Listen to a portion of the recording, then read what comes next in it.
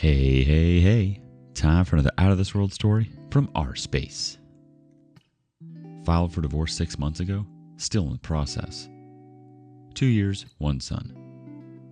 I filed for divorce for what I think was a very valid reason. I found proof to think that my wife was planning to be or was very interested in becoming a sugar baby prostitute. I found one profile with her picture and information on it. Her initial reaction to the divorce was to laugh, and she said it was not a problem. After reading that I accused her on being a prostitute and was looking for full custody, she was upset, of course. We were in the process of moving states. When we got to the new one, we lived separately and I kept my son. I had a feeling she would make a new profile here, and so I created a fake one. I found her profile, with privacy pics only available after she agrees to show them. It was her. We started talking and agreed to money on 2 weekly encounters and gave her an address to meet up. It was the same day time she was supposed to see our son. She canceled on our son, and then I canceled on our fake meeting. I moved it to the same weekend. I saw her driving to the address I gave her, and ended the conversation with, "Get a life, you bleep."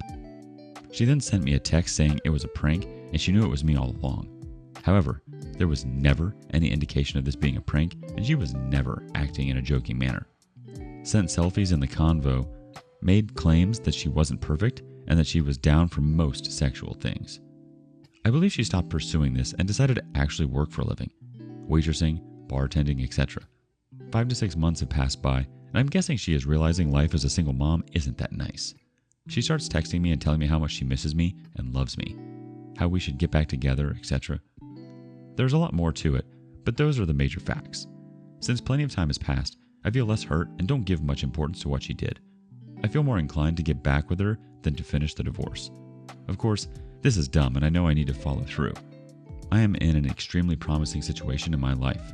Career, school, still young, late 20s, and it would be dumb to consider getting back with her, divorce or no divorce, because we have a son together. What the F is wrong with me? Why am I feeling this way? There's multiple red flags with this girl. I have gone out and met other girls since this happened, slept with 2, not dating any, no interest. But I don't care about them. Somehow, I'm rationalizing every day about the possibility of getting back with her. I have done the reading. I have looked at the proof. Regardless of the decisions I made in the past, the things she has done since we separated are even too much to get back with her. I don't know why I feel so weak mentally. Was expecting to get better and motivated with time, but I guess seeing her every time she picks my son affects me. I am working out 2 or 3 days a week, but with no motivation. Ask away. Update. 1+ years after divorce being final. Quick recap. I caught my then wife being a sugar baby during our marriage. That behavior lasted around the same time as our marriage, around 2 years. During this time, we had a kid of whom I have 80% custody of. Post-separation, it was rough for all of us. Very rough for me. We tried working things out, but I wasn't into it as I used to be. Post-separation, pre-final divorce, she was already dating, seeing other people, trying to move on while telling me she wanted to work things out. They didn't. So we finalized divorce, January of 2020. 2021 update. STD. I had stayed pretty clear from her. No contact as much as possible and only talking about our child. Valentine's Day. I was with my son and he was already sleeping. I get a text from the ex late at night asking if she can come over because she doesn't feel good in her head. I let her. Long story short, we sleep together, and a week later, I have symptoms of my first ever STD. Go to the doctor, and it was gonorrhea. I'm not mad at her, but myself. I let her know because I know women can confuse them with UTIs.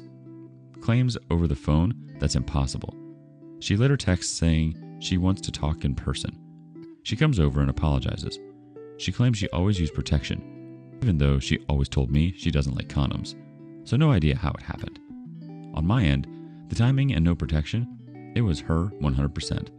Because I'm not mad, she takes it in a different way than she should have. Asked me to please reconsider things over and work it out. No. House. I got a house for my son and I, and we moved in. Asked her to not come in since it was my place. She doesn't like it one bit. She insists many times for a week. And finally, I cave. She usually comes Friday, Saturday nights before she goes out, all dressed up wanting to tease. Memorial Day weekend was supposed to be her weekend with the kid. Friday night, tells me she can't be with him, but wants to video call. I was sleeping for that request. Saturday, I attempt to call twice, no answer all day. Sunday, she says she's sick and can't really talk. Monday, I attempt and she doesn't answer. 3 hours later, she calls and video talks with our son. Mondays are hers, but she's still sick. That afternoon, I go get some food about an hour from her while she's sick. When she said she was sick, I offered help and she said XXX was helping. XXX's husband doesn't live near there. I don't know how or why I run into him, and I only met him once over a year ago because of X being there with the kid.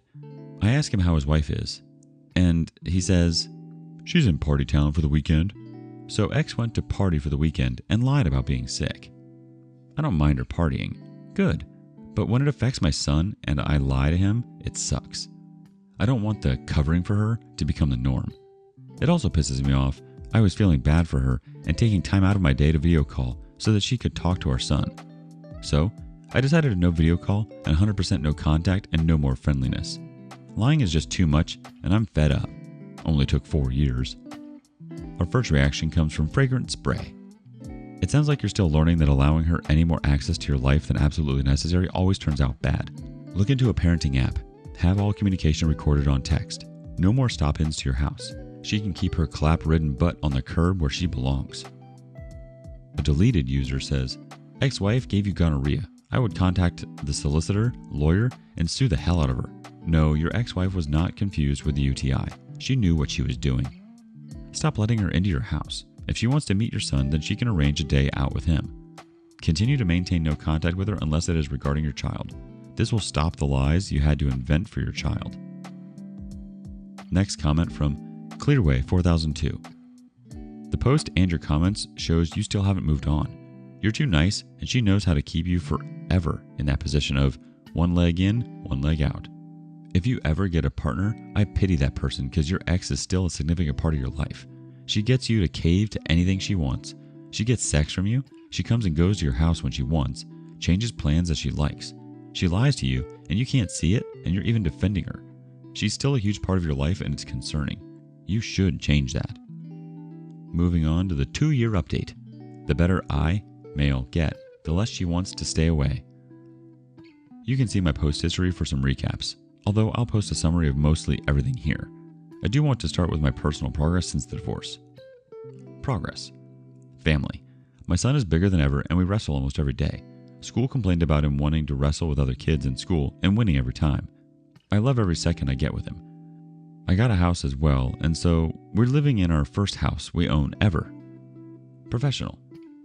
Have increased my salary substantially and starting a new job soon. Pay should almost double due to the type of pay. Education. Complete master's degree and recently finished some tech-related certificates. Health. After hitting an all-time high of 215 pounds at 5 foot 10 inches, I went hard at the gym and I'm now at 175 pounds with a good amount of muscle definition. Dating. My confidence is almost back. I don't think I'm ready to date anyone yet. I have had multiple one-night stands, but not talking to anyone regularly. She's a good-looking woman. She's had different good surgeries that enhance her assets.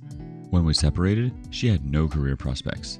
Out of nowhere, started doing some construction-related business, and she now lives in a highly desirable place in town. Has 2 cars, business and personal, and has quite an extravagant life for someone who only worked as a waitress before. My suspicion is she met someone as a sugar baby, convinced them to help her get a good job or connections, whatever, and is how she launders money that she now has. We're talking about going from $1,000 a week as a waitress or bartender to about $8,000 monthly or more. My issue is she has not stopped trying to get back.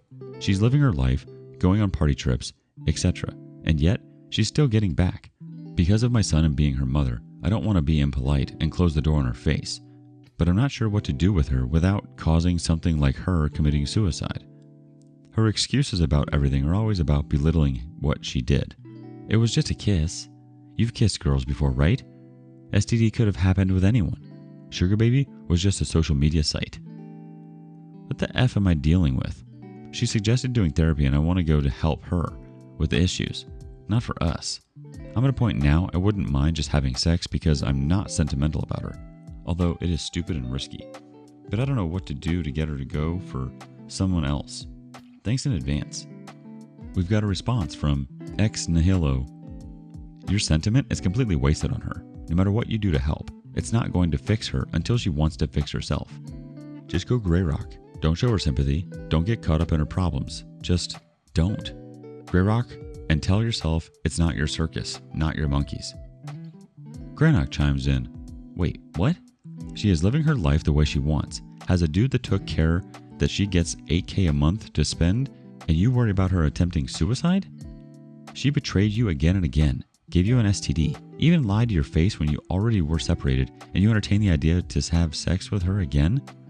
Man, not she is your problem. The way you think about her is the problem. She is the mother of your child. That's it. Aside from that, she is not even a person you want to speak to. Cut her out of your life. When she calls, then ask directly if it is about the kid, and if the answer isn't a yes, then you hang up. She shows up at the door. Is it about the kid? No? Shut the door. Get her out of your life as much as you can and finally move on. It's about time. Small update. I've stopped hanging out with my mom because she took it as a habit of insulting me in front of my son. I asked her to stop, and it was like asking her to do it more often. Instead of changing, she decided to just become friends with my ex and message some of my friends, all who live outside of the state, about how I'm a terrible person. I don't think I am. I have so much love to give and want to do so. I don't think my ex or my mother deserve it, and I'm afraid of meeting a new woman. Should I even introduce them to my son? I know I'm a catch. Look great, fit, I'm funny, have girls follow up on me after a date, but I just don't feel like hitting them back. I'm becoming very much a loner, and as an extrovert, this is hurting me a lot. And then the thoughts of my ex being able to travel and have money. Another comment from Belf17. For me, it works like that. First, cut all of the toxic people out of your life. Then meet new people. Give them the benefit of the doubt, but don't trust them. If they keep acting right, then I will naturally build trust, but never to 100%. Never gave them more than I was willing to lose in terms of time, effort, or money. If they do something bad, lie, manipulate, hid the truth, disrespect me or someone else, then I will either cut them off or slowly ghost them. Don't introduce them to your son until you are sure, and then don't move them in. Make them stay a few days, a few weeks, then months, etc. If everything is okay, then no problem. Always ask your kid if they are having any problems. And your ex seems toxic, so don't hide the truth from your kid. Always be honest and don't protect him from reality.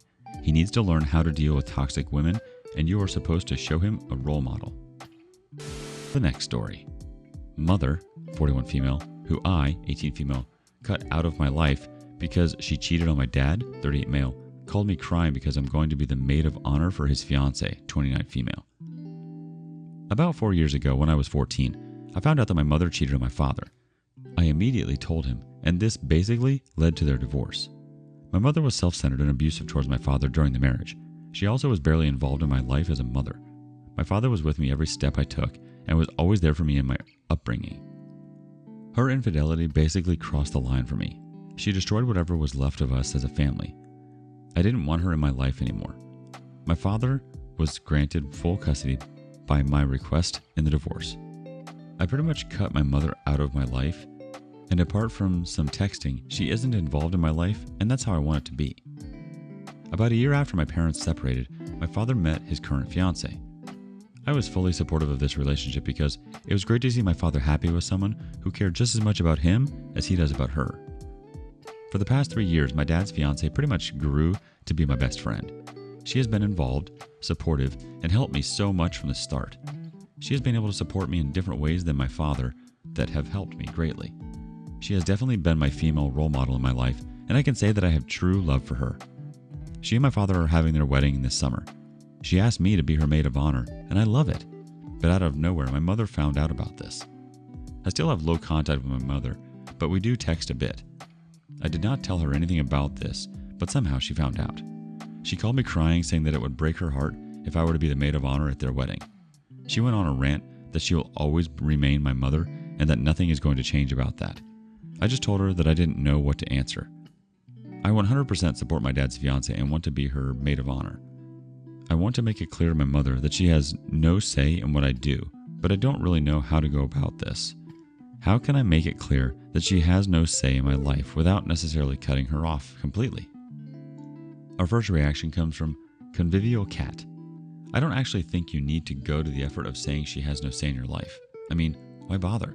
She's just trying to cause drama. Don't let her. It's not like she can stop you from doing what you want to do. If she brings it up again, just tell her you've already promised and don't break your promises. Enough said. I hope the wedding is wonderful.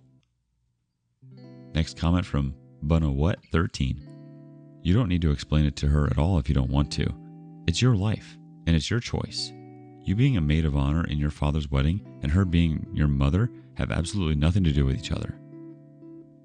Next comment from Sweaty Assassin 147. X has become an important part of my life over the last 7 years. She was there for me, supported me, etc. There's enough room in my life for both of you. The relationship I have with you depends on what you do, not my relationship with her.